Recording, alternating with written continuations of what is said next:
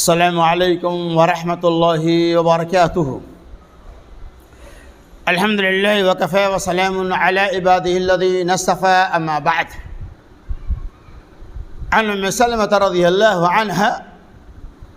ان رسول اللہ صلی اللہ علیہ وسلم قال: من رأى هلال ذي الحجة وأراد أن يضحيها فلا يأخذهن من شعره ولا من أظفاره، رواه ترمذی۔ حضرت ام سلمہ رضی اللہ تعالیٰ عنہ کہتی ہیں رسول اللہ صلی اللہ علیہ وسلم نے ارشاد فرمایا: من رأى هلال ذي الحجة وأراد أن يضحي، جس آدمی نے ذی الحجہ کا چاند دیکھا اور اس آدمی کا ارادہ قربانی کرنے کا ہے، فلا یاخذہن، اسے چاہیے کہ اپنے بال اور ناخن وغیرہ کو نہ نکالے۔ اللہ کے رسول صلی اللہ علیہ وسلم نے حدیث پاک کے اندر اس بات کی وضاحت فرمایا کہ عید الاضحیٰ کے چاند نظر آ جانے کے بعد جس کو اللہ تبارک و تعالی نے قربانی کرنے کی استطاعت دے رکھی ہے، جس کے پاس قربانی کے جانور موجود ہے،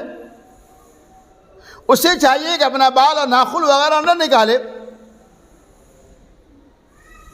اسی طرح کی روایتیں بخاری مسلم کے اندر بھی موجود ہے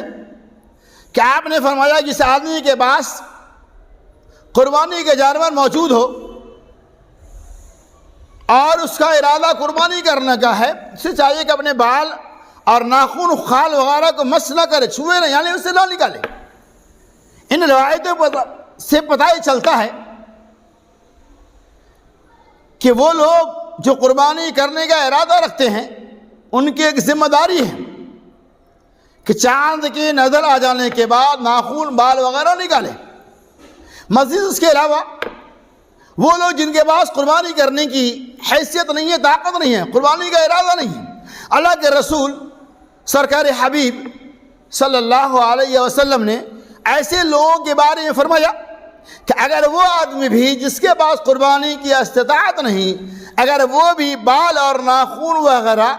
عید الاضحیٰ کے نماز کے بعد نکالتا ہے، چاند کے نظر آ جانے کے بعد وہ ناخن بال نہیں کٹواتا ہے، تو اللہ تبارک و تعالیٰ اسے بھی قربانی کرنے کے برابر ثواب دے گا۔ یہ ابو داؤد وغیرہ کی روایتیں ہیں۔ تو پتہ ہی چلا کہ جن کے پاس قربانی کی حیثیت نہیں ہے، اگر وہ بھی ثواب میں شریک ہونا چاہتے ہیں تو اپنے بال ناخن وغیرہ عید الاضحیٰ کی نماز کے بعد نکالے، یقین اللہ تعالیٰ اسے بھی ثواب عطا فرمائے گا۔ اللہ سے اللہ تعالیٰ ہمیں اور آپ کو سنی ان تمام باتیں کے اوپر عمل کرنے کی توفیق رفیق عطا فرمائے، آمین۔ وآخر دعوانا ان الحمد للہ رب العالمین۔